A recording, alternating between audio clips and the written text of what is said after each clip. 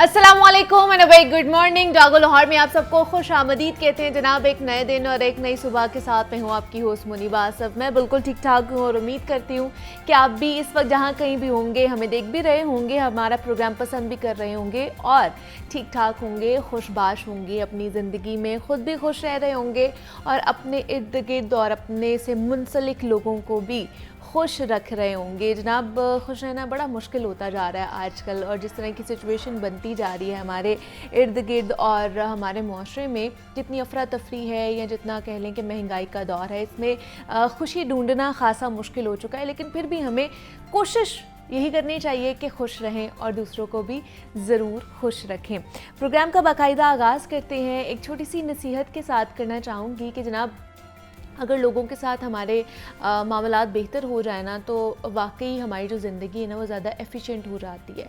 कैसे हो जाती है? वो इस तरह के दूसरों के साथ मसाइल रहने की सबसे बड़ी वजह ये होती है कि हम उन्हें समझ ही नहीं पाते हैं, और अगर समझेंगे नहीं तो शायद हम मुनासिब रिस्पॉन्स नहीं दे सकते हैं उन्हें। और सामने खड़ा जो हमारा शख्स है, जिस इज़्ज़त या जिस मकाम का हकदार होता है, वो उसे मुनासिब अंडरस्टैंडिंग के बाद ही दिया जाता है। मतलब अगर आप किसी की बात को समझ ही नहीं रहे हैं, अंडरस्टैंड ही नहीं कर रहे हैं, तो आप उसको वो मकाम या वो दर्जा दे ही नहीं सकते हैं। तो चाहे वो आपके घर में हो या फिर जॉब पर हो या कहीं पर भी हो दुनिया में, दूसरों को समझना, उन्हें सुनना, उनका मौक़िफ़ जानना बेहद ज़रूरी होता है कि उनका ओपिनियन क्या है। और फिर अगर कहीं इख्तिलाफ़ पाया जाता है या आपकी राय किसी से मुख्तलिफ होती है, बिल्कुल नहीं मिलती है, तो हरगिज़ लड़ाई या परेशानी की बात भी नहीं होती है इसमें, क्योंकि हर किसी शख्स के पास ना उसकी एक अलग कहानी है, एक अलग पहचान है, एक अलग पर्सपेक्टिव है, और वो इसी वजह से इख्तिलाफ़ राय होना ज़िंदगी की खूबसूरती भी समझा जाता है। और हमें चाहिए कि हम इसे भी अप्रिशिएट करें।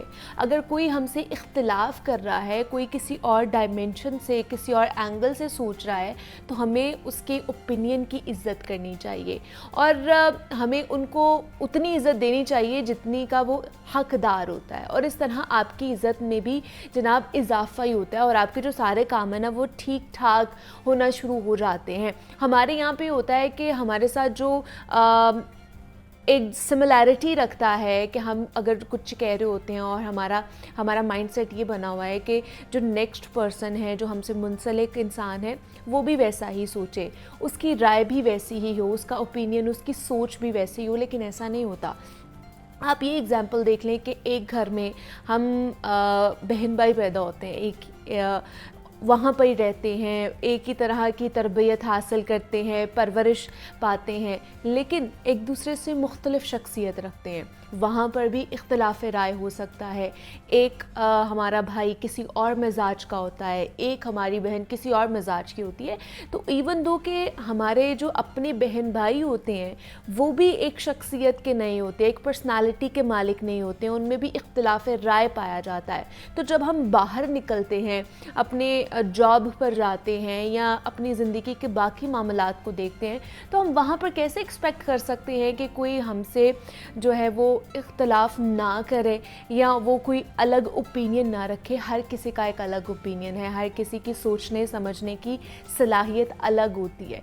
तो उन्हें उतना हमें मार्जिन देना चाहिए, उतना रूम देना चाहिए हमें कि वो अपनी बात हमारे तक पहुंचा सकें और आप जो है उसे समझने की कोशिश करें, उनका पर्सपेक्टिव समझने की कोशिश करें कि वो क्या कह रहे हैं, क्या बताना चाह रहे हैं।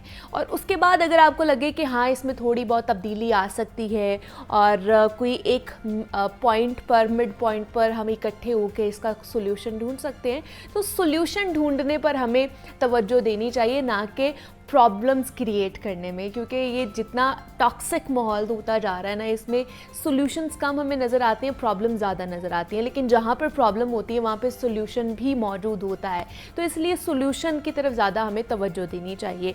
तो ये आज की जनाब नसीहत थी कि दूसरों की जो राय है उसको भी हमें जो इज़्ज़त देनी चाहिए, उसकी भी कदर करनी चाहिए।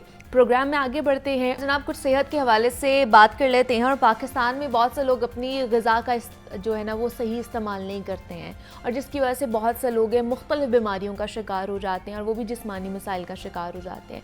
और जब बीमारियाँ लगती हैं तो ऑब्वियसली फिर आपकी पूरी बॉडी जो है उसमें इन्वॉल्व होती है, और जिसको वो संजीदगी से नहीं लेते हैं।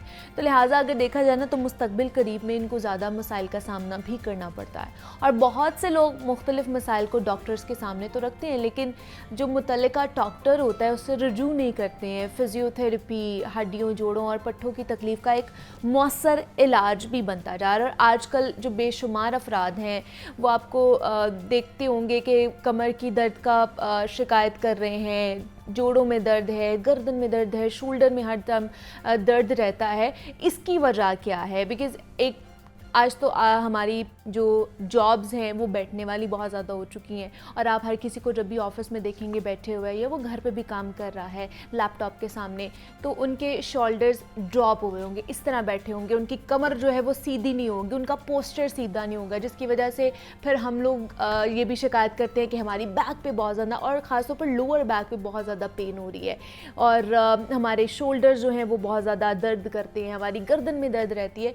तो वो इस वजह से रहती है कि जनाब हमारा जो पोस्चर है वो ठीक नहीं है बैठने का।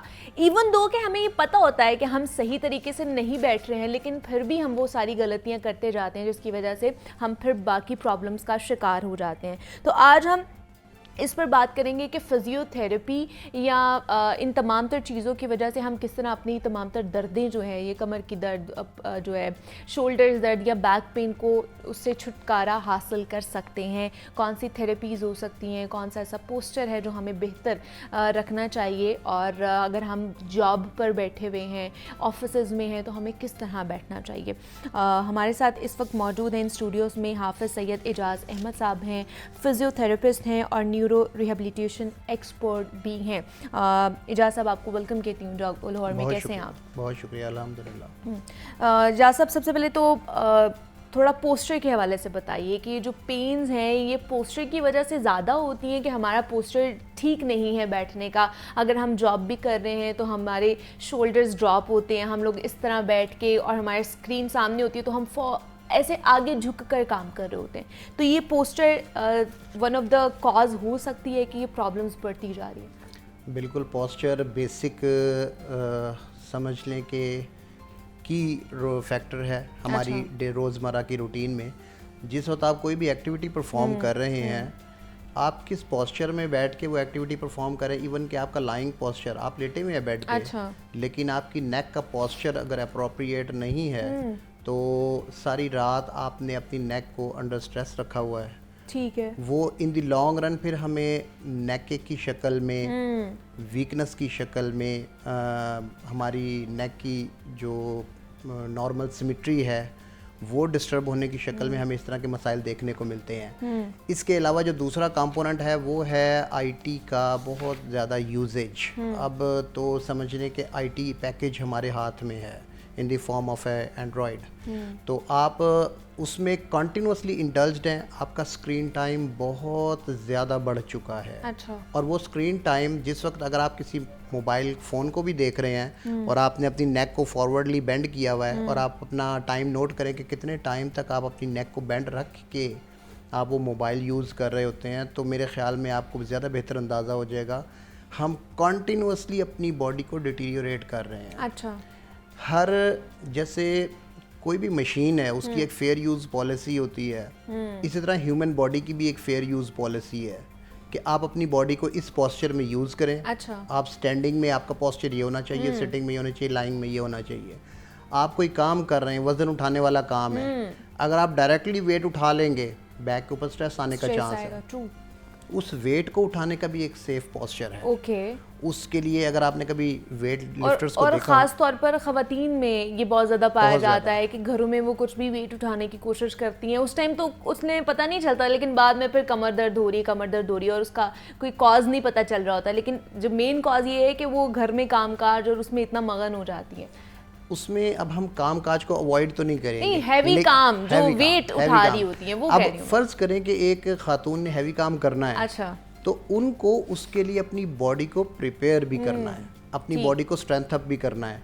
जब हम लफ्ज़ वर्जिश का यूज़ करते हैं हमारे कई पेशेंट्स को, जब हम कहें ना कि आपको कुछ वर्जिश करनी होगी, तो वो कहते हैं हम तो सारा दिन बैठते ही नहीं है, हम तो सारा दिन वर्किंग में होते हैं। उनके जहन में ये है कि शायद हमारा वो काम हमारी एक्सरसाइज कंसीडर होगा, जबकि जो एक्सरसाइज डिज़ाइन की जाती हैं नेक के लिए और बैक के लिए, वो एक्चुअली बायोमैकेनिकली सेफ एक्सरसाइजेज होती हैं। ऐसी एक्सरसाइजेज जो कि आपकी नेक के मसल्स को स्ट्रेंथ अप करेंगी, बैक के मसल्स को स्ट्रेंथ अप करेंगी। आप स्पोर्ट्समैन को देखती हैं ग्राउंड के अंदर, क्रिकेट प्लेयर्स हैं, फुटबॉल प्लेयर्स हैं, हॉकी प्लेयर्स हैं, आप उनको गेम खेलता हुआ तो देखते हैं, लेकिन उस गेम में एंटर होने के लिए जितना वो जिम करते हैं या अपने आप को एंड्योरेंस के लिए प्रिपेयर करते हैं, स्ट्रेंथ के लिए प्रिपेयर करते हैं, वो अनफॉर्चुनेटली हम लोग नहीं देख पाते हैं। सिर्फ ये उनके साथ नहीं है, हमें हर जगह के ऊपर हर प्रोफेशन में अपने आप को फिट रखने की कोशिश करनी है, एक्सरसाइजेज की आदत बनानी है, और ख़ास तौर पे जो नेक और बैक के मसाइल इतने ज़्यादा आ रहे हैं, इट मीन कि शायद वो मसल्स ज़्यादा इग्नोर्ड होते हैं। अच्छा। और हम उनकी एक्सरसाइज नहीं कर पाते। अच्छा, एक तो ये है कि हमारा पोस्चर ठीक नहीं है, जिसकी वजह से हमारे नेक पेन में या बैक में प्रॉब्लम आती है। क्या और भी कोई कॉजेज़ हो सकते हैं जिसकी वजह से हमारे ये जो मसल्स हैं वो ज़्यादा कॉन्ट्रैक्ट हो जाती हैं या उसमें दर्द शुरू हो जाती है? जब वीक मसल्स होंगे, ऑब्वियसली हमने उनको स्ट्रेंथ अप नहीं किया हुआ, तो कोई छोटा मोटा ट्रॉमा, कोई छोटी मोटी जर्क, और डिफरेंट टाइप्स की जो एक्टिविटीज़ हैं जो कि स्ट्रेस जिनमें इन्वॉल्व होता है, उनके अंदर आप अपनी बैक के मसल्स को या नेक के मसल्स को हर्ट कर सकते हैं। अच्छा। तो सिर्फ बेसिक प्रिंसिपल यही है कि बैक उस काम के लिए प्रिपेयर नहीं होती। बैक चाह रही है कि मैं 30 kg तक उठाऊं, आपने उसको 50 kg पे ले गए, 60 kg पे ले गए, ऑब्वियसली आपने ओवर वर्क कर लिया, ओवरलोड कर दिया। तो फिर ये जो बैक पेन या नेक पेन होती है, जब ये स्टार्ट में आती है तो ये एक इंडिकेशन होती है, बॉडी रेजिस्ट कर रही होती है, एहतजाज कर रही होती है कि मुझे डैमेज हो रहा है, तो आपने उसको सीरियसली लेना होता है। एक दफ़ा पेन आया, सेटल हो गया, नो इशू। दूसरी दफ़ा आया थी, जब वो फ्रीक्वेंट आना शुरू हो जाए, इसका मतलब है कि आपको वो कोई अलार्मिंग साइन दे रहा है। आप उसकी लैंग्वेज को समझें, बॉडी की लैंग्वेज को समझें और उसको एड्रेस करने की कोशिश करें। मसल्स को स्ट्रेंथ अप करें।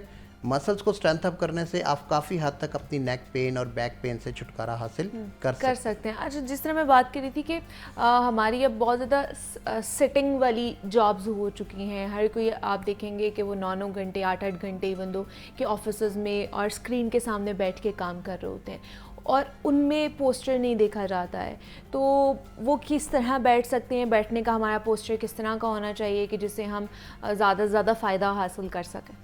पहली बात तो ये है कि प्रोलॉन्ग पोस्चर कोई भी होगा वो आपके लिए ठीक नहीं है। अच्छा। पोस्चर्स में इन और आउट होते रहना चाहिए। प्रोलॉन्ग सिटिंग का मतलब है कि आप एक कंटिन्यूस पोस्चर एक लॉन्ग टाइम के लिए अडेप्ट कर रहे हैं।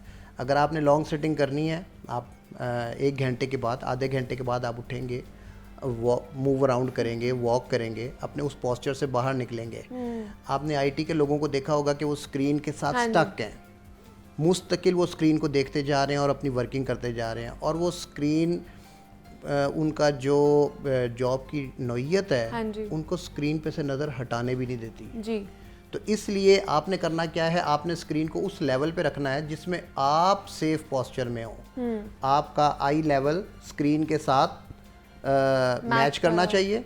अगर आप बिल्कुल हॉरिजेंटली देख रहे हो तो स्क्रीन आपके सामने है, आपको बेंड होके या उसको अप्रोच करके, अब लैपटॉप्स पे आप देखें ना अप्रोच करते हैं तो आपने फॉरवर्डली मूव करना होता है। फॉरवर्ड मूव करके आपने स्क्रीन को भी देखना है और आपने कीबोर्ड को भी इंगेज करना है। तो आप ऐसा पोस्चर डेवलप करें जिसमें आप स्ट्रेट बैठ के अपना काम करें। और ये एक स्पेशली ब्रांच भी है जिसको एर्गोनॉमिक्स कहा जाता है कि सेफ पोस्चर्स क्या होते हैं। एक आदमी एक मशीन पे खड़ा हुआ है और मशीन पे खड़े होने के लिए ऑब्वियसली उसको स्ट्रेंथ की ज़रूरत है, स्टेमिना की ज़रूरत है। अगर वो अपनी सेफ पोस्चर से वाकिफ़ नहीं है, वो ऑब्वियसली 2, 3, 4, 5, 6 साल के बाद वो कहीं ना कहीं अपनी बैक को हर्ट करेगा। अच्छा। कहीं ना कहीं डैमेज करेगा। तो अपनी वर्किंग एनवायरनमेंट में सेफ पोस्चर से आगाही हासिल करें, मतलब वो हाफ एन आवर के बाद एक छोटी सी ब्रेक ले ले ब्रेक ले और सकते थोड़ी सी हैं। वॉक करे। वॉक करें, उस पोस्चर से बाहर निकलें। अच्छा। अगर तो कोई आईटी एक्सपर्ट है वो अपनी स्क्रीन की एडजस्टमेंट करे। ठीक है। अगर कोई वेट लिफ्टर है तो उसको वेट लिफ्टिंग के लिए या तो कोई मैन्यूवर यूज करे या फिर वेट लिफ्टिंग का जो आइडियल तरीकाकार है उसको फॉलो करे। कोई ऐसी चेंजेस करे और ऑब्वियसली जब आप अपने डॉक्टर या फिजियोथेरेपिस्ट से मशवरा करते हैं वो आपको गाइड करते हैं कि आपके लिए वर्किंग एनवायरनमेंट कौन सी सेफ है, किस तरह से आप अपनी बॉडी को सेफ रख सकते हैं। और एक दफ़ा आप सर्वाइकल के या लंबर के पेशेंट हो जाएं, यानी नेक पेन या बैक पेन के पेशेंट हो जाएं, तो उसके बाद आपको अपने डूज एंड डोंट्स पता होने चाहिए। अच्छा। बिल्कुल वैसे जैसे एक शुगर के पेशेंट को पता होता है कि मैंने क्या खाना है, क्या नहीं खाना, कितना खाना है। और जैसे लोगों को इस चीज़ की अवेयरनेस है ना कि आप खाने पीने में अब लोग चूजी होते हैं, उनको पता होता है जी मैं ज़्यादा मीठा इस्तेमाल नहीं करूँगा, मैं नमक ज़्यादा नहीं लूँगा।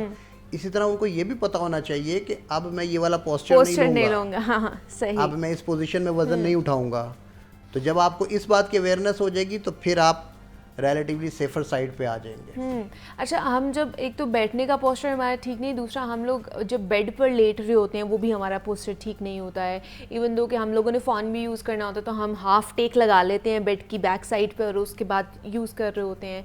हम लोग कभी तकिया इस तरह का ले लेते हैं जिसकी वजह से सुबह उठते हैं तो हमारे पूरे मसल्स जो हैं वो दर्द कर रहे होते हैं और हमें समझ नहीं आ रही थी कि बल भी पड़ जाते हैं हमारी गर्दन में।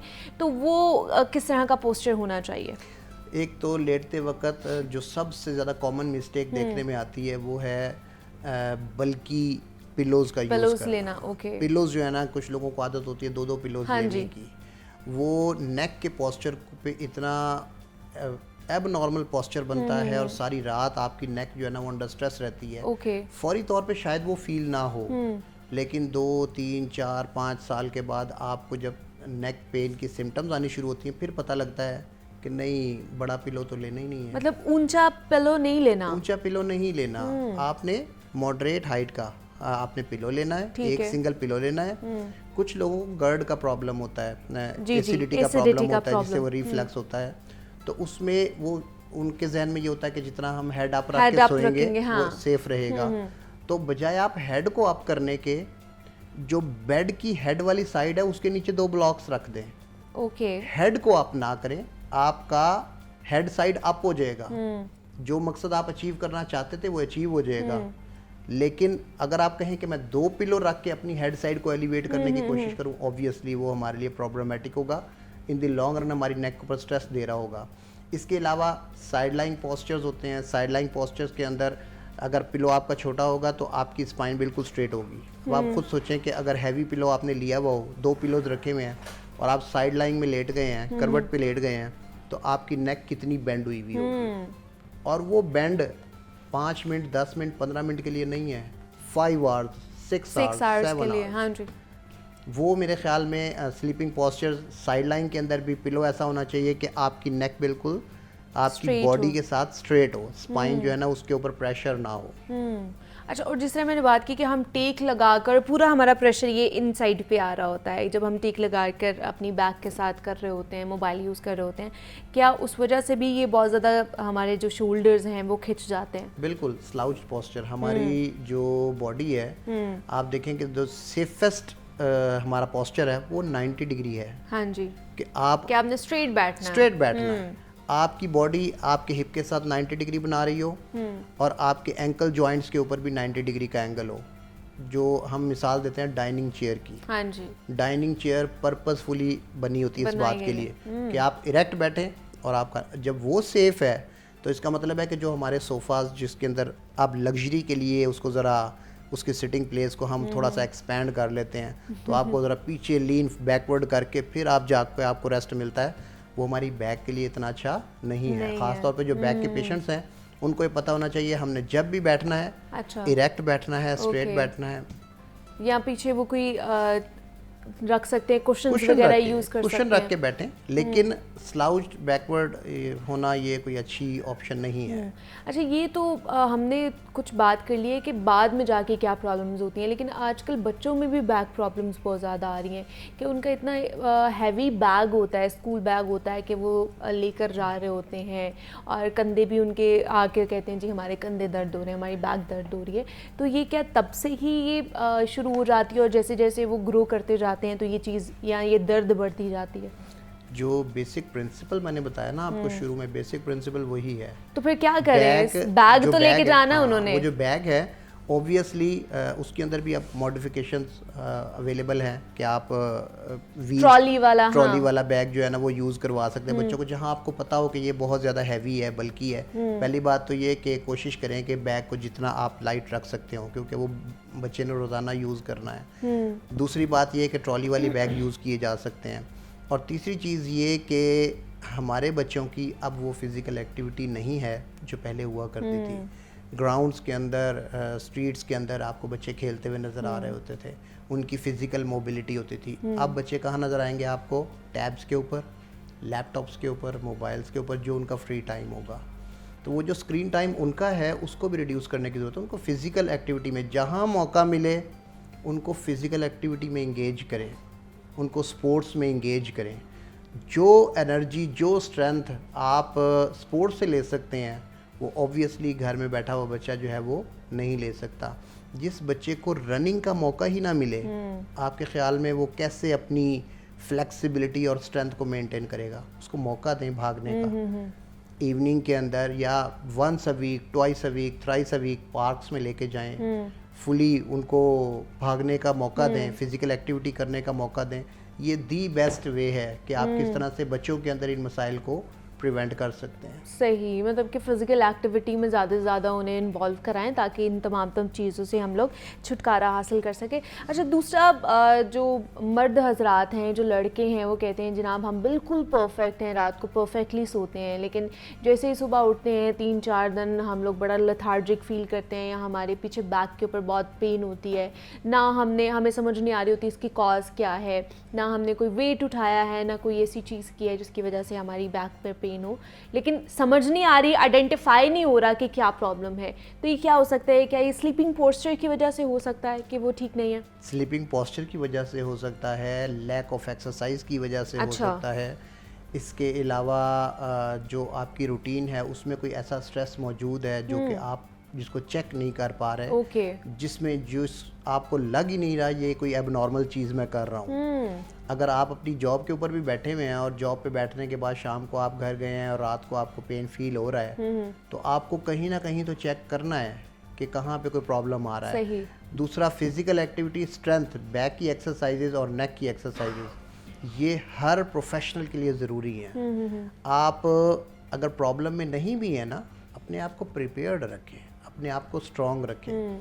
जैसे आप अपने कार्डियोपल्मोनरी स्टेमिना का ख्याल करते हैं, आप वॉक पे जा रहे हैं, आप अपने हार्ट को चैलेंज दे रहे हैं, उसकी एबिलिटी को इम्प्रूव कर रहे हैं, स्टेमिना को इम्प्रूव कर रहे हैं, तो आप अपने मस्कुलोस्केलेटल सिस्टम को क्यों नहीं चैलेंज देते? उसको भी तो आप इम्प्रूव करवाएं। आपने अपनी नेक से और अपनी बैक से कॉन्टीन्यूसली यूज़ लेना है। सही, वो कॉन्टीन्यूस यूज़ में है, और अगर वो स्ट्रॉन्ग है ऑब्वियसली आपकी परफॉर्मेंस अच्छी होगी। और अगर आपकी हेल्थ डाउन है तो ऑब्वियसली आपकी परफॉर्मेंस जो है ना वो इफेक्ट होगी। अच्छा, दूसरा जैसे आपने कहा कि फ़िज़िकल एक्टिविटीज़ में ज़्यादा से ज़्यादा हमें इन्वॉल्व होना चाहिए, लेकिन जो लोग जाते हैं, जिम जाते हैं, वो लोग भी बैक पेन का शिकार होते हैं और वो भी कहते हैं जी हम तो जिम जा रहे हैं कि हमारे अंदर एनर्जी आएगी, हम लोग अच्छे तरीके से परफॉर्म कर पाएंगे, और लेकिन वो भी बैक पेन का शिकार होते हैं। इसकी क्या वजह है? वो उनकी बात तो ठीक होती है कि ऑब्वियसली उनका एनर्जी लेवल बहुत अच्छा एक्टिव हो जाएंगे, वो एक्टिव होते हैं, लेकिन कभी कभार ये होता है कि जो वेट ट्रेनिंग की जा रही होती है उसमें 2 मिस्टेक्स हो जाती हैं। अच्छा, एक, वो किस स्टाइल में लगाई जाएगी, किसी गलत पोस्चर में लगा दी जाती है, जो एंगल है वो गलत लगा लिया जाता है। दूसरी बात ये, अपने आप को समझे कि आप जज नहीं कर पाते कि मैं कितना वेट उठा सकता हूँ, आप उससे ज़्यादा वेट उठाने की कोशिश कर जाते हैं। बॉडी जो है वो प्रोग्रेसिवली बिल्ड करती है, अपनी स्ट्रेंथ को आहिस्ता आहिस्ता बढ़ाती है। आपको चाहिए कि आप अपने वेट को भी आहिस्ता आहिस्ता बढ़ाएं। क्विक जंप्स करने से इंजरी के चांसेस बढ़ते जाते हैं। अच्छा, अगर आप कहें कि मैं तेज़ी से वेट की मिकदार जो है ना वो बढ़ाता चला जाऊं, बॉडी अभी उसको अडेप्ट नहीं कर पा रही, तो फिर वो इंजरी होने का चांस है। पहले आप अपनी बॉडी को प्रिपेयर करें low intensity high repetition exercises के थ्रू, बॉडी के अंदर स्टेमिना बिल्ड हो। फिर उसके बाद प्रोग्रेसिवली रिजीम के थ्रू आप अपनी जो स्ट्रेंथ है ना उसको बढ़ा सकते हैं, वेट को आहिस्ता आहिस्ता इंक्रीज़ कर सकते हैं। एब्रप्ट इंक्रीज जो है ना वो हमारे लिए एक्सेप्टेबल नहीं होता। तो हम लोग घर पे रह के फिर किस तरह की एक्सरसाइज कर सकते हैं? तो पोस्चर ठीक करने, दूसरा एक्सरसाइज किस तरह की कर सकते हैं हमारी नेक के लिए, बैक पेन के लिए और शोल्डर्स के लिए? बैक और जो नेक की एक्सरसाइजेज हैं वो तो बड़ी सिंपल सी हैं कि हमने बैक और नेक के मसल्स को स्टिमुलेट करना होता है। बैक के मसल्स को आप उल्टा लेट के, तो आगे से अगर आप अपनी चेस्ट को एलिवेट करें तो एक पोजीशन बनती है जिसको सुपरमैन पोजीशन या कोबरा पोजीशन कहा जाता है। उसमें बैक के मसल्स स्ट्रेंथ अप होने का चांस होता है। उसमें बैक आप कंटिन्यूस करते जाएं तो बैक के मसल्स जो है ना वो स्ट्रेंथ अप होते जाते हैं। इसी तरह नेक के मसल्स को स्ट्रेंथ अप करने के लिए भी आपकी बैक के ऊपर कोई रेजिस्टेंस होगी, आप अपना हाथ भी रख के अपनी नेक को बैकवर्ड प्रेस करने की कोशिश करें, उसको होल्ड करें, अच्छा, छोड़ दें, बैकवर्ड प्रेस करें, होल्ड करें, छोड़ दें। उसका प्रॉपर तरीका कार है, वो किसी भी फिजियोथेरेपिस्ट से या जो आपके डॉक्टर हैं उनसे पूछा जा सकता है। अगर आप अपनी बैक को दिन में 2 या 3 दफ़ा भी स्ट्रेंथ अप कर लें तो आप एक अच्छी लाइफस्टाइल जो है ना वो अडॉप्ट कर सकते हैं, एक अच्छी रूटीन में रह सकते हैं। शोल्डर्स और बाकी जो जॉइंट्स हैं उनकी मोबिलिटी ज़्यादा इम्पॉर्टेंट है कि आप जब उनको यूज़ कर रहे हैं तो एक आदमी जिसका काम ही अपने शोल्डर से अबव किसी एक्टिविटी में इंगेज करना है, ओवर हेड एक्टिविटी वो करता जा रहा है, ऑब्वियसली वो कुछ अरसा तो वो मैनेज करेगा उसका शोल्डर, उसके बाद फिर वो पेन देना शुरू हो जाएगा। तो बैक की एक्सरसाइजेज के लिए, शोल्डर की एक्सरसाइज के लिए छोटे छोटे इलास्टिक बैंड्स घर में रखे जा सकते हैं, छोटे छोटे से वेट्स रखे जा सकते हैं जिनके थ्रू आप एक्सरसाइज करके अपने शोल्डर्स को स्ट्रेंथ अप कर सकते हैं। और अगर ये एक दफ़ा पेन शुरू हो जाती है तो क्या थेरेपी के थ्रू ये बिल्कुल ख़त्म हो सकती है, या फिर भी अगर आप इसको कहीं ना कहीं अगर परहेज़ नहीं करेंगे या फोकस नहीं करेंगे तो दोबारा से होना शुरू हो जाती है? मस्कुलोस्केलेटल पेन्स जो कि लोकल ट्रॉमा की वजह से आती हैं वो तो ऑब्वियसली अगर आप प्रॉपर मेडिकेशन करते हैं, प्रॉपर फिजियोथेरेपी करते हैं, एक्सरसाइजेज करते हैं, रिहेबिलिटेट कर जाते हैं, फिर तो नो इशू। उसके बाद आपको पता होना चाहिए कि मेरा ये टिश्यू डैमेज हुआ था, मुझे नेक्स्ट टाइम सेफ रहना है। अच्छा, आप उसको प्रोटेक्शन में रखते हैं। जो नेक पेन और बैक पेन के मसाइल हैं वो मैनेज किए जाते हैं, यानी बैक पेन का पेशेंट जो है अगर आपने बैक पेन को सेटल कर लिया है, हो सकता है साल, 2 साल, 3 साल, 4 साल उसको पता ही ना हो, उसके बाद फिर दोबारा कोई इंसिडेंट हो, फिर दोबारा उसको पेन आ सकती है। तो पेन, नेक पेन और बैक पेन फ्रीक्वेंटली आ सकते हैं जब भी आप अंडर स्ट्रेस होंगे या आप कोई हैवी लोडिंग करेंगे तो, लेकिन आपने अपनी बैक और नेक को स्ट्रेंथ अप करना है, प्रिपेयर करना है। ठीक है, आप जितने स्ट्रांग होंगे पेन आने के चांसेस कम होंगे, उतने कम है। लेकिन क्या डॉक्टर साहब हमारी जो आजकल की डाइट है, क्या वो भी एक की रोल प्ले करती है इन तमाम तर चीज़ों के अंदर? डाइट का बहुत बड़ा रोल होता है। अब हम प्रोग्रेसिवली देखें ना, बच्चे शिफ्ट होते जा रहे हैं फास्ट फूड के ऊपर, जंक फूड के ऊपर, जंक फूड के ऊपर जाते जा रहे हैं। तो जंक फूड कहाँ घर की बनी हुई जो खुराक है और कहाँ डेयरी जो है ना वो हमारी लाइफ से निकलती जा रही है, दूध दही का इस्तेमाल हमारा कम होता जा रहा है। और अब आप देखेंगे कि अब एक ट्रेंड है फूड के अंदर टुवर्ड्स ऑर्गेनिक, हर बंदा अब ऑर्गेनिक की तरफ वापस आ रहा है। जी जी। तो जब आप वापस आ रहे हैं तो इट मीन कि कुछ ना कुछ उसके अंदर मौजूद है, तो सारी दुनिया वापस आ रही है ना। जितनी सादा खुराक आप खाएंगे, घर की खुराक खाएंगे, वो आपके लिए अच्छी है। प्रोटीन्स लें, कार्बोहाइड्रेट्स लें। जो जंक है वो मेरा नहीं ख्याल कि हमारी रिक्वायरमेंट को पूरा करता है। हाँ, वो एनर्जी बूस्टर जरूर है for the time being, energy for the time being, और आपके जो टेस्ट बर्स जो बने हुए होते हैं बस उन्हीं को सेटिस्फाई करते हैं, उसका कोई फ़ायदा नहीं है आपको, और उल्टा वो आपको नुकसान ही देता है और फैट की शक्ल में। हाफिज़ सैयद एजाज अहमद साहब हमारे साथ मौजूद थे। डॉक्टर साहब बहुत शुक्रिया आपके वक्त का कि आप यहाँ पर आए, और हम बैक पेन, शोल्डर पेन और नेक पेन के हवाले से बात कर रहे थे। यहाँ पर एक छोटी सी ब्रेक, मिलते हैं इस ब्रेक के बाद।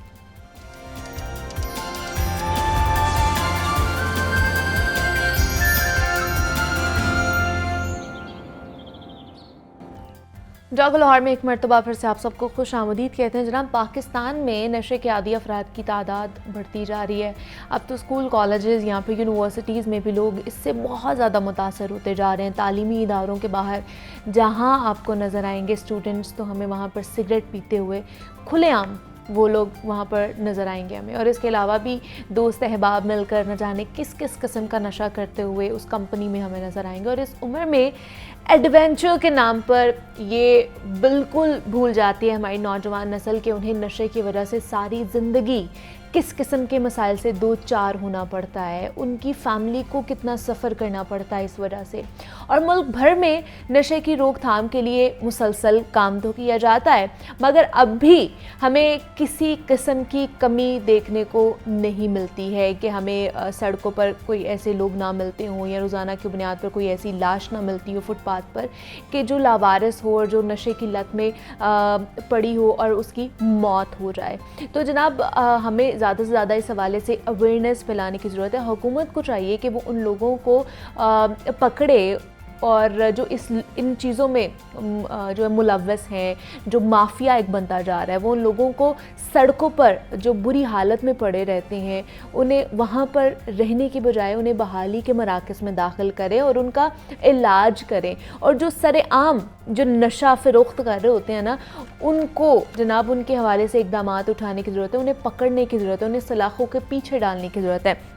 अगर सिर्फ देखा जाए कि लाहौर शहर में ही जनाब बताया जाता है कि 30 से 32 ऐसे हॉट स्पॉट हैं जहां पर आपको नशे के आदी अफराद नज़र आएंगे। उसमें मर्द हज़रात भी मौजूद होंगे और ख़वातीन की भी एक बड़ी तादाद उसमें आपको नज़र आएगी जो नशा कर रही होंगी, इस्तेमाल कर रही होंगी। उसके अलावा लाहौर में 120 मकामात हैं।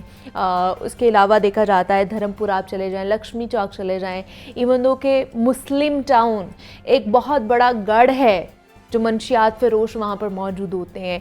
लाइनें लगी हुई होती हैं जनाब, मंडियाँ लगती हैं वहाँ पे, लाइन में लगकर लोग वहाँ पर नशा ख़रीद रहे होते हैं कि अब नशा हाथों हाथ और सरेआम बिक रहा है और उन्हें पूछने वाला कोई नहीं है। और जब इसके ऊपर रिपोर्टिंग की जाती है तो समझ में आता है और नज़र भी आता है कि जनाब पुलिस भी वहाँ पर भत्ता ले रही होती है, पैसे लेकर वहाँ से रवाना हो जाती है और इसके हवाले से कोई इक़दामात नहीं किए जाते हैं। तो आज जो है वो आलमी दिन मनाया जा रहा है जो ओवर डोजेज की वजह से जो मंशियात के जो आदी लोग हैं जो मर जाते हैं उनका आलमी दिन मनाया जा रहा है। तो सबसे ज़्यादा अमवात जो थी वो अमेरिका में पाई जा रही थी, लेकिन अब पाकिस्तान भी उनसे पीछे नहीं रहा है। तो इस पर आज हम बात करेंगे। सैयद जुल्फ़िकार हुसैन साहब इन स्टूडियोज़ में हमारे साथ मौजूद हैं, कंसल्टेंट हैं इंसदाद मनशियात मुहिम के। सर, आपको वेलकम कहती हूँ जॉग लाहौर में। कैसे हैं आप? बहुत शुक्रिया। जुल्फ़िकार साहब, जिस तरह मैंने बात की कि अब तो नशा खुलेआम सड़कों पर बिक रहा है और कतारों में लगकर लोग वो ख़रीद रहे हैं, बड़ा अलमिया हो गया है कि आपको चौक चौराहों पर नशा करते हुए अफराद भी नज़र आएंगे, उनकी लाशें भी पड़ी हुई नज़र आएंगी, लेकिन इक़दामात होते हुए हमें नज़र नहीं आ रहे कि कोई लेटेस्ट डेवलपमेंट हुई है इस हवाले से।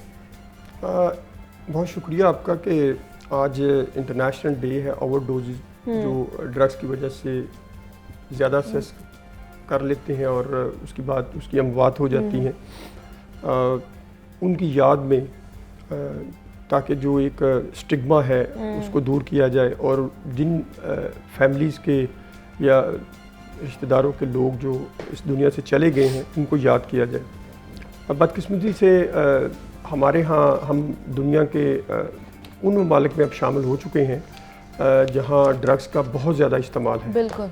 और लाहौर में, क्योंकि लाहौर एक बड़ा शहर है, कैपिटल है हमारा, लाहौर में इस वक्त तकरीबन जिस तरह आपने कहा 120 मकामात है। ड्रग एडवाइजरी ट्रेनिंग हब की जो रिपोर्ट है और हॉट स्पॉट और लाइनें भी लगी हैं, कोई शक नहीं है उसमें। अगर आप गौर कर लें, अंदरून शहर में अली पार्क, दाता दरबार, बाटी गेट का एरिया, उसके बाद शाहदरा, अपना चबुर्जी गार्डन, सब्जादार, मुल्तान रोड, मुस्लिम टाउन मोड़, कान्हा 8 नंबर स्टॉप, मुगलपुरा, लालपुल, फतेहगढ़, भगवानपुरा, सलामतपुरा, उसके बाद आप आ जाएँ यूईटी के बाहर, कॉप स्टोर चौक, शादबाग, गोलबाग के करीब, इस तरह बहुत से ऐसे मकामात हैं लाहौर में जहाँ, और ये हॉट स्पॉट है, ये हॉट स्पॉट जहाँ तकरीबन फिर ये हमारा लक्ष्मी चौक लाहौर होटल से शुरू होके नेकलेसन रोड है, वो सारा अंडरपास के नीचे भरा हुआ है।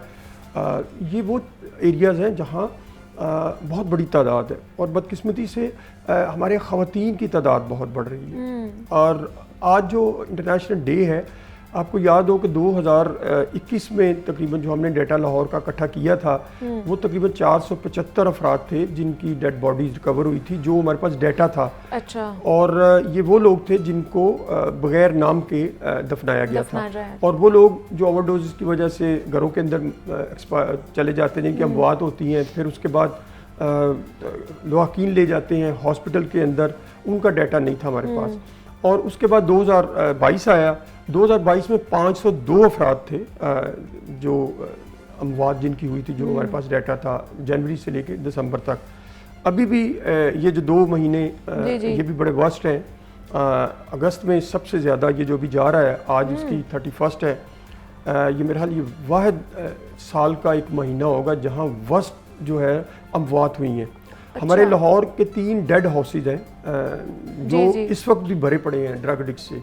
और मैक्सिमम जब एक ड्रग एडिक्ट जिसकी अमवात होती है उसको पुलिस इन्वेस्टिगेट करती है, इन्वेस्टिगेशन ऑफिसर, और उसका जो तरीक़ाकार है, कानूनी तकाज़े पूरे किए जाते हैं, क्राइम सीन, और उसके बाद उसको डेड हाउस में मुंतकिल किया जाता है। मिनिमम और मैक्सिमम तकरीबन 12 से 15 दिन लगते हैं।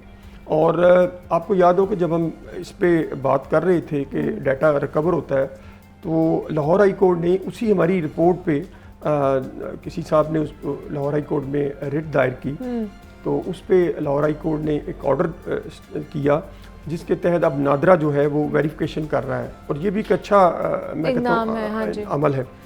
उसके बाद फिर ये है, ये जो अभी आपने कहा कि कोई लेटेस्ट डेवलपमेंट, इसमें कोई शक नहीं कि इस वक्त जो केटेगर सेटअप है वो ड्रग्स के ख़िलाफ़ थोड़ा सा हरकत में आया हुआ है और उन्होंने बहुत से इक़दाम किए, लेकिन इसका जो एक हुज्जम है ना, ये बहुत बड़ा है। अच्छा। आप 10 हॉस्पिटल बना लें, आप 15 हॉस्पिटल, 20 हॉस्पिटल बना लें, आप कवर नहीं कर सकते चीज़ों को। देखें, 7 से 8 हज़ार अफराद तो सड़कों पे बैठे हैं, 120 मकामात, 4 से 5 लाख 6 लाख अफराद घरों के अंदर हैं जो घर के अंदर नशा करते हैं।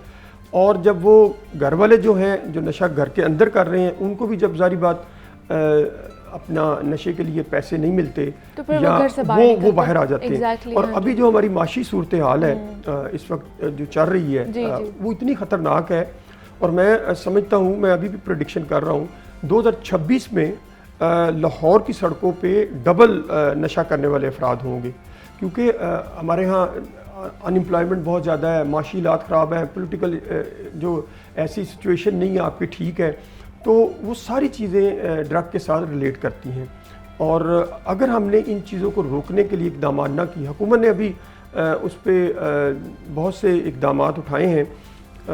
एक तो जो सड़कों बागों पार्कों में बैठे हैं उनके लिए इलाज की सिस्टम, जो ट्रीटमेंट रिहेबिलिटेशन सेंटर है, ट्रीटमेंट अलहदा प्रोसेस है, रिहेबिलिटेशन अलहदा है, और स्किल डेवलपमेंट का इस पे काम हो रहा है।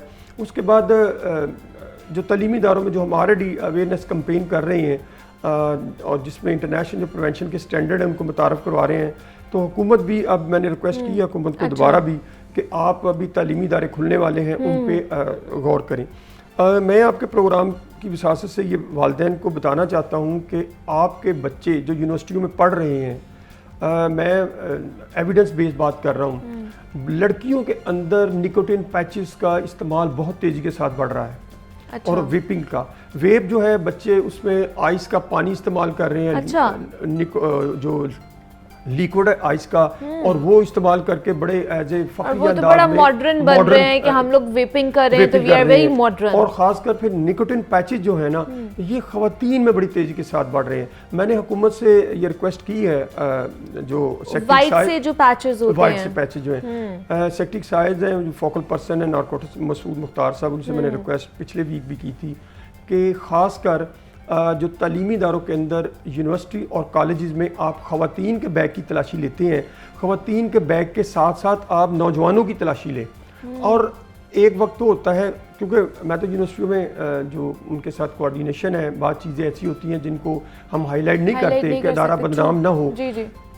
ख़वातीन से बहुत सी चीज़ें निकलती हैं, और फिर जो आपका सिक्योरिटी स्टाफ है, खासकर फीमेल सिक्योरिटी स्टाफ, वो मिला होता है आपस में। वो बच्चियों से कोई ना कोई चीज़ किसी ना किसी तरीके से पैसे ले लेता है, और पैसे लेने के बाद आपको अलाउ कर देता है कि आप अंदर चले जाएं, एंटर हो ये जाएं। जो चेकिंग का निज़ाम है, देखिए हमने इंस्टीट्यूशन के माहौल को बेहतर अच्छा बनाया। चलिए, ये तो इंस्टीट्यूशन में है। मुझे ये बताइए कि वालिदैन क्या कर सकते हैं कि अगर उन्हें नहीं पता कि हमारा बच्चा नशे में है या नहीं है, वो चाहे बच्ची है या बच्चा है, तो क्या वो किसी टेस्ट के थ्रू ये पता कर सकते हैं कि हमारे बच्चे के अंदर ये चीज़ मौजूद है? देखिए टेस्ट तो बड़ी दूर की बात है ना। अच्छा। वालिदैन बहुत से फ़ोन उससे करते पहले हैं जी, क्या करें? टेस्ट एक रैपिड टेस्ट किट आती है मार्केट में, और मैंने आपको पहले भी बताया था कि हमारी बड़ी कोशिश है, वो हम कामयाब नहीं हो सके कि यूरोप में एक ऐसी स्टेप है जो आप बच्चों के ज़बान के ऊपर रखते हैं। अच्छा। और विद इन 5 to 10 सेकंड आपको पता चल जाता है बच्चा कौन सा ये ड्रग इस्तेमाल कर रहा है। वालिदैन के लिए बहुत से साइन है, वालिदैन को पता होता है। देखिए माँ जो होती है ना, माँ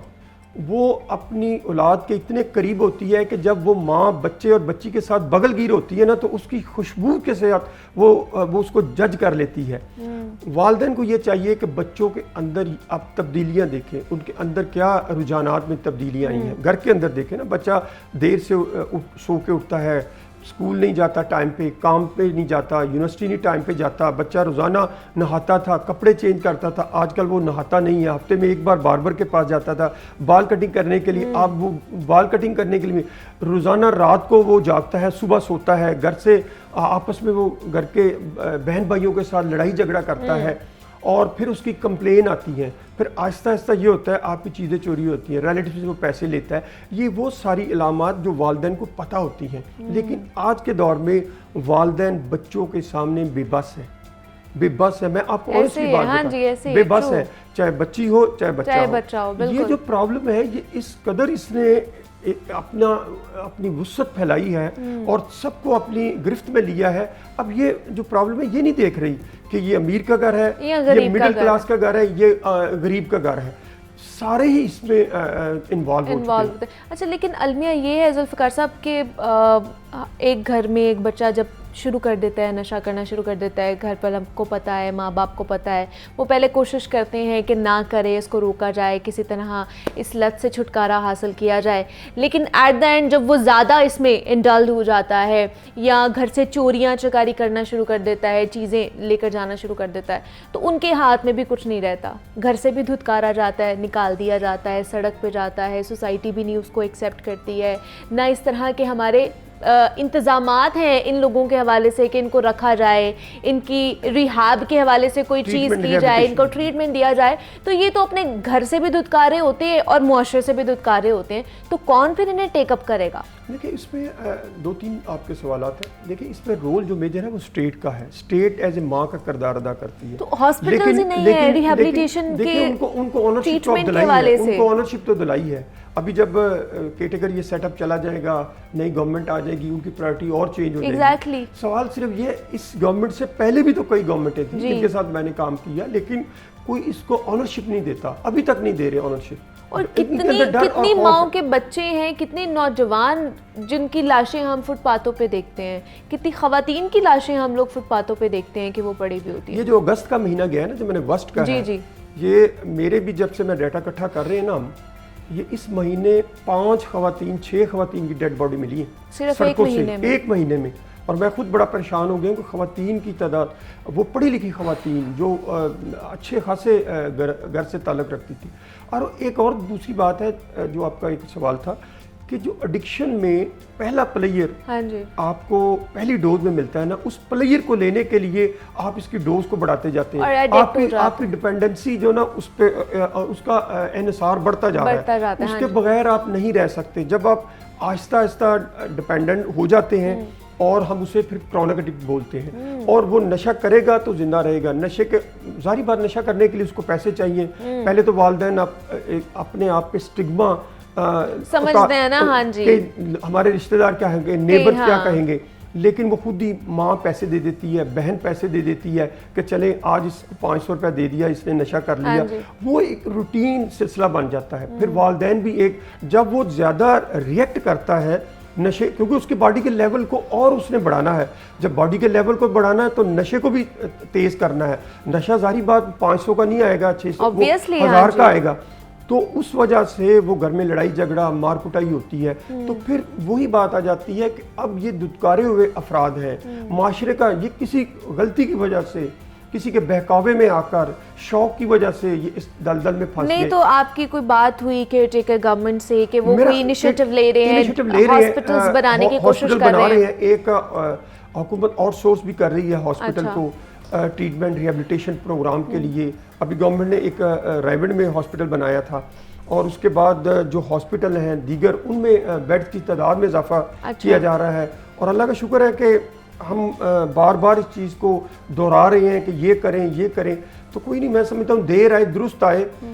ये नहीं है कि हमें ये देखना चाहिए कि ये उसका बच्चा नशा कर रहा है या उसका बच्चा नशा कर रहा है। देखिए ये जो वबा है ना, मैं अक्सर एक बात कहता हूँ, ये किसी को भी लपेट में ले सकती है। मैं अक्सर एक बात कहता हूँ कि मैं काउंसलिंग के लिए जब अपर क्लास के घरों में जाता हूँ ना, तो घर के बाहर 10 गार्ड खड़े हैं गन्ने लेके, 10 गाड़ियां खड़ी हैं, लेकिन घर के अंदर जब मैं कदम रखता हूँ तो माँ भी रो रही है, बाप भी रो रहा है, क्या मेरा बेटा और बेटी आइस इस्तेमाल कर रहे हैं। तो देखें वो अमीर और गरीब की तफरीक नहीं है, सिर्फ हमने ना अपने चेहरे पे एक मसनूई जो है ना मेकअप किया हुआ है, मास्क चढ़ाया हुआ है। हम उस मसनूई मास्क के नहीं उतार नहीं रहे। जब हमने ये उतार दिया, आप ये ना कहें कि ये गरीबों में, ये अपर क्लास में बहुत ज़्यादा तेज़ी के साथ वबा बढ़ रही है। और इसमें कोई भी शामिल हो सकता है, वो चाहे गरीब का बच्चा हो चाहे अमीर का बच्चा हो, कोई भी इस लत में लग सकता है। तो एंड पे क्या कहेंगे, क्या पैगाम खास तौर पर देना चाहेंगे? वालिदैन अपने बच्चों पे खुसूसन तवज्जो दें, माँ बाप बड़े स्टेक होल्डर हैं, टीचर को अपना रोल अदा करना चाहिए, तालीमी इदारों को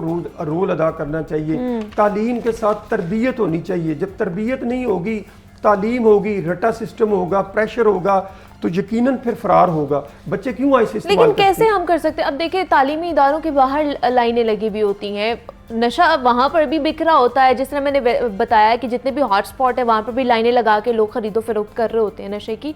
हमारी पुलिस भी इसमें इन्वॉल्व होती है, वो भी बदला ले रही होती है, वो पैसे लेके वहां से जी चलते बनते हैं। मैं तो जितने लॉ इन्फोर्समेंट अदारे हैं ना, उनको जब मीटिंग होती है तो मैं तो अक्सर ये बात कहता हूँ कि आप अपनी वर्दी उतार के देखें। आप भी बाप हैं, आप भी किसी के भाई हैं, आपका भी बेटा बेटी होगी। एग्जैक्टली जो इसमें तो आ सकता है। यकीनन देखें सारे एक जैसे नहीं होते, चंद लोग होते हैं 100 में, वो सारे सिस्टम को खराब करते हैं। हर एक की अपनी औलाद है, हर एक के बच्चे हैं, घर है, सिस्टम है, वो तो बचाने की कोशिश करेंगे। वो ये नहीं कहेंगे, कोई भी शख्स नहीं कहेगा कि मेरा बच्चा मेरी बच्ची इस वबा में आ जाए। बेशक ऐसे ही है और इसके हवाले से हमें इक़दामात उठाने की ज़रूरत है। सैयद ज़ुल्फ़िकार हुसैन सब कंसल्टेंट इंसदाद मनशियात मुहिम हमारे साथ मौजूद थे। सर बहुत शुक्रिया आपके वक्त का कि आप यहाँ पर आए। और जो नशे की लत है वो बहुत ज़्यादा बढ़ती जा रही है और सिर्फ ये आग जो है एक घर को लपेट में नहीं लेगी, ये पूरी सोसाइटी को बल्कि पूरे पाकिस्तान को इस वक्त अपनी लपेट में लेती जा रही है। तो खुदा न खास्ता ये आग ज़्यादा भड़क जाए इससे पहले कि इसको हमें बुझाने की ज़रूरत है और हम सब ने मिलकर इसके हवाले से काम करना है। यहाँ पे एक छोटी सी ब्रेक लेते हैं, मिलते हैं इस ब्रेक के बाद।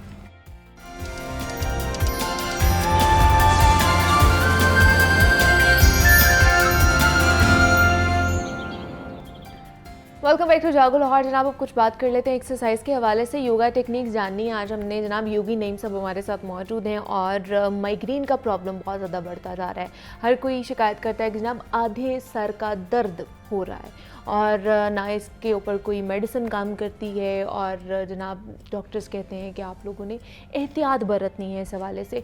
तो किस तरह हम योगा के थ्रू, उसकी टेक्निक्स के थ्रू अपना जो माइग्रेन का प्रॉब्लम है उसको बेहतर कर सकते हैं? तो योगी नईम साहब की तरफ चलते हैं और टेक्निक्स उनसे सीखते हैं। जी योगी नईम साहब बताइए हमें। अस्सलाम वालेकुम ख़वातीन व हज़रात, मैं हूँ योगी नईम और आज हम बात करने वाले हैं आधे सर के दर्द पे। बहुत बड़ा मसला है। आधे सर का दर्द हो तो इंसान को कुछ भी अच्छा नहीं लगता। ओहो, ऐसा फील होता है कि जैसे एक दुनिया बहुत बड़ा अजाब बन चुका हो। कोई चीज़ अच्छी नहीं लगती, कोई खाना अच्छा नहीं लगता, किसी से बात करना अच्छा नहीं लगता। ये बहुत बड़ा मर्ज़ है। जब किसी को आधे सर का दर्द होता है तो वो बिल्कुल बहुत ज़्यादा अपसेट हो जाता है और ये बढ़ता हुआ मसला मिग्रेन बहुत ज़्यादा बढ़ता जा रहा है। और इसकी वजूहात क्या हो सकती हैं और इससे योगा के ज़रिए से हम कैसे निजात पा सकते हैं, आज हम इस पर डिस्कस करेंगे। इसकी वजूहात ये हैं कि जब हम बहुत ज़्यादा सेंसिटिव होते हैं, बहुत ज़्यादा चीज़ों को फ़ील करते हैं, दूसरों के दिए हुए दुख या दूसरों की तकलीफ़ें हम भूल नहीं पाते, हम परेशान रहते हैं और हम इतने सेंसिटिव होते हैं। हालांकि मोहब्बत कर रहे होते हैं ना, तो मोहब्बत में सेंसिटिव होता है इंसान, तो वो सर का दर्द बन जाते हैं। तो इसके लिए एक छोटी सी रिक्वेस्ट ये है कि इतना वज़न मत उठाएं कि ये बर्दाश्त ना कर पाए। जैसा कि आपको पता है कि आप 1 केजी वज़न आप बाजू सीधा करके रोक के रखें तो आप 5 मिनट के बाद थक जाएंगे। हालांकि इसके अंदर बीम है, हड्डी है, तो सर के अंदर दिमाग जो पड़ा हुआ है इसके अंदर कोई हड्डी भी नहीं है। हर सोच का एक वज़न है, हर परेशानी का एक वज़न है। तो हम अपने दिमाग के ऊपर जब इस तरह के वज़न डाल देंगे तो हम कैसे रिलैक्स हो सकते हैं। अगर हम रिलैक्स होना चाहते हैं, अगर हम हैप्पी होना चाहते हैं तो जहाँ का मसला है उसको वहाँ पे छोड़ दें। इतने सेंसिटिव होने की भी ज़रूरत कोई नहीं। खुश रहें और खुश रखें, बस रिलैक्स रहें। अब हम कुछ चंद एक्सरसाइजेस करने वाले हैं जो आपको अगर ये प्रॉब्लम हो चुका है तो उससे फिर हमने छुटकारा कैसे हासिल करना है। पहले कुछ छोटे से टिप्स देता हूँ जिसके ज़रिए से जो है वो आप इस मर्ज़ से निकल सकते हैं। योगा ये कहता है कि अगर आपको सर दर्द हो रहा है तो बिल्कुल एक्सरसाइज मत करें। अगर आपको सर दर्द नहीं है तो एक्सरसाइज करनी है ताकि सर दर्द हो ही ना। सर दर्द के जो मरीज़ हैं उनको जब सर दर्द ना हो रहा हो तो तब एक्सरसाइज करें। जब सर दर्द हो रहा हो तो फिर कोई एक्सरसाइज फिज़िकली मूवमेंट्स ना करें, उससे दर्द और बढ़ जाएगा। तो लेकिन कुछ टिप्स ऐसे हैं जो सर दर्द हो रहा हो तो भी आपको कारामद हो सकते हैं। अपनी नाक की जो हड्डी है इसको आँखों के अंदर से प्रेस करें, नाक की तरफ प्रेस करें, हल्का सा रोक के रखें, फिर रिलैक्स। फिर आप इसको दबा के 5 सेकंड या 10 सेकंड आप इसे दबा के रखें, हल्का सा, ज़ोर नहीं लगाना, फिर रिलैक्स। इस तरह आप 10 टाइम कीजिएगा। आपने दोनों अंगूठों से ये नाक की हड्डी को आँखों के बिल्कुल अंदर से यूँ प्रेस करना है कि नाक की हड्डी को प्रेस कर रहे हैं ये। इसके बाद जो है वो ये जो आपकी नाक है इसके साइडों पे, चेक्स के ऊपर यहाँ पे प्रेस करके रखें 5 सेकंड या 10 सेकंड, फिर रिलैक्स। यहाँ से दबा के रखें और फिर रिलैक्स। इससे भी आपका सर दर्द फ़ौरन रुकेगा। और अगर आप सर दर्द हो रहा है आपको तो एक फूल होते हैं गुलदपहरी, ये बड़े आम फूल मिल जाते हैं गुलदपहरी, इनका अर्क निकाल लें या इनका अर्क मिल भी जाएगा। गुलदपहरी के जो फूल हैं इनका अर्क ले लें और जिस साइड पे दर्द हो रहा है, अगर आपके राइट साइड पे दर्द हो रहा है तो आपने राइट नॉस्ट्रिल में 2 कतरे डाल देने हैं। सीधा लेट जाना और सांस मुंह से लेते रहें, नाक से सांस बंद कर दें, फिर सांस मुंह से लेते रहें और 2 कतरे नाक के अंदर डाल दें। गुलदपहरी के फूल जो हैं उनका अर्क। अगर आपके लेफ़्ट साइड पे दर्द हो रहा है तो लेफ़्ट नॉस्ट्रिल के अंदर 2 कतरे आप गुलदपहरी फूल के अर्क के डाल दें। इससे भी आपका सर दर्द फ़ौरन ठीक हो जाता है। आधे सर का दर्द फ़ौरन रिलीफ़ मिलता है आपको। और एक मुद्रा है, अगर आप वो करते हैं तो उससे भी बड़ा रिलीफ़ मिलता है जब सर दर्द हो रहा हो। ये रिंग फिंगर को फोल्ड कर लें, अपनी हथेली में टच कर लें और पहली 2 उंगलियां अंगूठे के साथ बराबर करके जोड़ लें और छोटी उंगली सीधी कर लें। आप इस पोजीशन को बना के रोक के रखें कम से कम 5 मिनट और ज़्यादा से ज़्यादा आप इसको 1 घंटा भी बना सकते हैं। इससे भी फ़ौरन आपके आधे सर का दर्द ख़त्म होता है। बहुत ज़ोर नहीं लगाना, आपने हाथों को रिलैक्स रखना है, टाइट नहीं करना। हाथ दबाएंगे तो फिर आपको दर्द हाथों में होना शुरू हो जाएगा। तो बेड के ऊपर लेट के भी कर सकते हैं, बैठ के भी कर सकते हैं, वॉक करते हुए नहीं करना आपने। अच्छा, इसके दौरान बातें भी कर सकते हैं, आप टीवी पे देख सकते हैं, कोई इशू नहीं इसमें। सिर्फ आपने ऐसे इनको फोल्ड करना है रिंग फिंगर को और 2 उंगलियां ऐसे मिला लेनी है। ये है आपके लिए सर दर्द का फ़ौरन इलाज जब आपको सर दर्द हो रहा हो। तो इसके अलावा जो है एक ब्रीदिंग बताऊंगा, वो आपने ज़रूर करनी है कि लेफ़्ट साइड से सांस लिया, राइट साइड से निकाल दिया, फिर राइट साइड से सांस लिया, लेफ़्ट साइड से निकाल दिया। ये बार बार करते रहें लेटे हुए, बेड पे लेटे हुए। ये आप रोज़ 15 मिनट करें, इससे भी सर दर्द ठीक होता है। आखिरी जो चीज़ हम डिस्कस करेंगे कि जब सर दर्द ना हो रहा हो लेकिन सर दर्द के आप मरीज़ हैं, चाहते हैं कि सर दर्द ना हो, तो आपने ना होते हुए ये एक्सरसाइज करनी है। आपने झुकने वाले पोज जितने फॉरवर्ड बैंड हैं वो करने हैं। इसके लिए हम खड़े होंगे तो सीधे खड़े होकर भी कर सकते हैं और अगर आप लेग्स ओपन कर लें, लेग्स ओपन करके अपनी कमर को सीधा रखते हुए झुक जाएं यहाँ पे।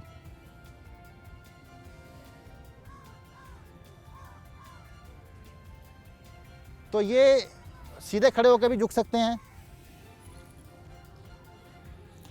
तो इस तरह के फॉरवर्ड बैंड आपने जितना नीचे झुक कर आप लंबे गहरे सांस लेंगे और मुंह से सांस लेने, नाक से नहीं लेने। अगर आप सामने झुक के नाक से सांस लेंगे तो सर दर्द ठीक नहीं होगा। ये टेक्निक है कि जब भी आप नीचे झुके तो मुंह से सांस लें, नाक को फ्री कर दें, आपका सर दर्द फ़ौरन ठीक हो जाएगा। बहुत शुक्रिया। योगी नीम साहब हमारे साथ मौजूद थे और माइग्रेन की पेन से किस तरह जनाब आप लोगों ने छुटकारा हासिल करना है उस हवाले से उन्होंने बताया। उन्होंने कि ज़्यादा भी सेंसिटिव होने की ज़रूरत नहीं है, ईजी हो के जनाब अपनी सिचुएशन को, अपनी तकलीफ़ों को, अपनी परेशानियों को लेकर चलना चाहिए। ज़्यादा अगर हम अपने ऊपर सवार कर लेते हैं ना इन चीज़ों को, तो ऑब्वियसली हमारी मेंटल हेल्थ भी डिस्टर्ब रहती है और हमारी फ़िज़िकल हेल्थ भी डिस्टर्ब होना शुरू हो जाती है। तो अपने आप का ख्याल रखें, अपनी सेहत का ख्याल रखें, बाकी चीज़ें तो साथ साथ ही चलती रहती हैं। तो योगी नीम साहब हमारे साथ मौजूद थे, माइग्रेन के हवाले से योगा टेक्निक्स शेयर कर रहे थे। योगी साहब आपका बेहद शुक्रिया। आगे बढ़ते हैं, कुछ आर्ट एंड क्राफ्ट के हवाले से भी आज सीख लेते हैं कि जनाब हम घर में जब हमें कुछ काम नहीं करने को मिल रहा होता या हम बोर हो रहे होते हैं तो घर में जो फालतू चीज़ें पड़ी हुई होती हैं जिनको हम वेस्टेज के तौर पर ले रहे होते हैं, लेकिन उससे भी बहुत सारी चीज़ें हम बना सकते हैं। तो अलीना नकवी हमारे साथ मौजूद है, तो वो आज क्या बनाने वाली हैं और हमें क्या सिखाने वाली हैं, तो उन्हीं की तरफ चलते हैं और आज की क्लास उनसे ले लेते हैं। जी अलीना, ओवर टू यू। अस्सलाम वालेकुम, मैं हूँ Alina Naqvi, art and craft expert. आज हम बनाने जा रहे हैं मग को डेकोर किस तरह किया जाता है, क्योंकि मग्स हमारे नॉर्मली बहुत फेवरेट होते हैं। अगर वो डैमेज हो जाए तो फेंकने को दिल भी नहीं करता, और इसका फ़ायदा ये कि आप डेकोर करके अपने पास भी रख सकते हो। जैसे कि ये ब्लैक मग मैंने लिया है, ये देख कितना सिंपल है, एलिगेंट है, बट मैं इसको फिर भी डेकोर करूँ क्योंकि ये मेरा फेवरेट है। अब इसमें मैं यूज़ करने वाली हूँ कुछ थ्रेड्स, ये वाले, और इसमें कुछ सीशल्स होंगे इस तरह, आपकी पसंद जैसे मर्जी सीशल्स यूज़ करो, और कुछ बीड्स, ये छोटे छोटे बीड्स ये वाले, और कुछ डो के फ्लावर्स। अब इसको हम स्टार्ट करते हैं। इसमें सबसे पहले आप इसकी बेस पे थ्रेड लगाओगे। इसके लिए मैं ग्लू गन यूज़ कर रही हूँ, और जब भी अगर कोई बच्चा ग्लू गन यूज़ कर रहा है तो बड़ों का पास होना उसके लिए बहुत ज़रूरी है, क्योंकि ये बहुत गर्म होती है, इससे हाथ आपका ख़राब भी हो सकता है। इसमें बेस लगा के इस तरह मैं 2 राउंड इसके कंप्लीट करूँगी। इस तरह से ये 2 राउंड्स कंप्लीट हो जाएंगे। इस तरह थर्ड वाला भी हो गया, इसको इसके साथ ही अटैच करूँगी। ये अटैच करके कुछ ऐसा हो जाएगा, सारी जगह से अटैच हो गया। ये अभी इसकी क्यूट बेस बन गई। इसके बाद सेम इसी तरह इसके ऊपर भी मैं थ्रेड यूज़ करने वाली हूँ। इस साइड से थ्रेड कवर करूँगी, बिल्कुल इसी तरह, ऐसे। चाहो तो इसकी 2 लेयर्स लगा सकते हैं, चाहे तो 3 लगा सकते हैं। थ्रेड भी आपकी पसंद का हो सकता है, जैसे भी आपको पसंद है आप उस तरह बना सकते हो। इसी तरह थ्रेड से कवर करते जाना है, और इसमें मैं ज़्यादा कवर नहीं करूँगी, सिर्फ 2 लाइंस बना रही हूँ, क्योंकि इसके फिर मग का ये हैंडल वरना कवर हो जाएगा इसके अंदर, इसलिए 2 लेयर्स होंगी इसकी, सिर्फ 2 लेयर्स में ये कंप्लीट हो जाएगा इस तरह। और इसके बाद एक्स्ट्रा को मैं काट दूँगी सीजर्स के साथ, बिल्कुल इसके पास रख के। एक्स्ट्रा कट हो गया। अब ये वाला एरिया इसको भी इसके साथ जोड़ना है इस तरह। अब ये बिल्कुल इस तरह हो गया। जोड़ने के बाद सारे इसके राउंड्स कंप्लीट। अब सिर्फ डेकोर लास्ट रह गया, जो कि मैं इसके इस एरिया पे कर रही हूँ, हैंडल के बिल्कुल ऑपोजिट। उसमें मैं सीशल्स यूज़ करूँगी 2 इस तरह। ये देखिए, इसमें यहाँ एक सीशल अटैच हो जाएगा और दूसरा सीशल मैं यहाँ अटैच कर रही हूँ, बिल्कुल मग होल्डर के ऑपोजिट। और दरमियान में आप चाहो तो बीड्स लगा दो या कोई भी चीज़, तो मैं इसके दरमियान में ये सनफ्लावर फ्लावर यूज़ कर रही हूँ इस तरह।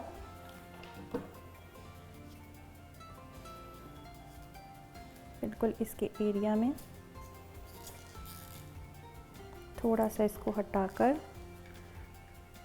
इस तरह, और ये रेडी होने के बाद इस तरह हो जाएगा। ये मैं हटा देती हूँ। ये आप देख सकते हो कि ये रेडी होने के बाद इस तरह हो जाएगा। इतना क्यूट लग रहा है ये इस टाइम। ये डेकोर हो कि आपकी साइड टेबल पे पड़ा रहे या कहीं भी हो, ये अच्छा लगेगा। ये देखिए, मुझे उम्मीद है कि आपको मग, डेकोर हुआ मग, अपना फेवरेट मग बहुत पसंद आएगा और आप इसको ट्राई भी करोगे। आज के लिए सिर्फ इतना ही। सी यू नेक्स्ट टाइम। अल्लाह हाफिज़।